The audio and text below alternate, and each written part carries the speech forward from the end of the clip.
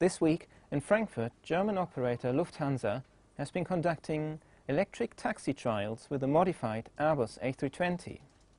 Together with US technology company L-3 and Airbus, Lufthansa has installed a demonstrator electric wheel drive system on both main landing gears, using mainly off-the-shelf components which are already in use on some ground vehicles.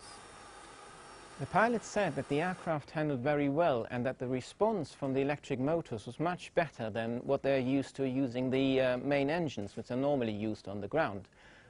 One of the most impressive areas of this presentation was the maneuverability of the aircraft, especially as the pilots reversed the aircraft, which is seen in the scene.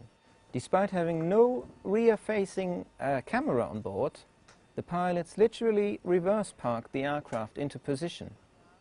The pilots oriented themselves along markings on the ground and marshallers radioed directions to the cockpit. Installing a camera system is likely to be introduced in future, allowing pilots to push back on their own power from the terminal. It was very unusual to see an aircraft moving where the engine were covered, and obviously shut off. It was relatively quiet. There was only the APU running that supplied the electricity for the motors, but it was so quiet that I could hear the humming of the electric motors actually, and not much noise.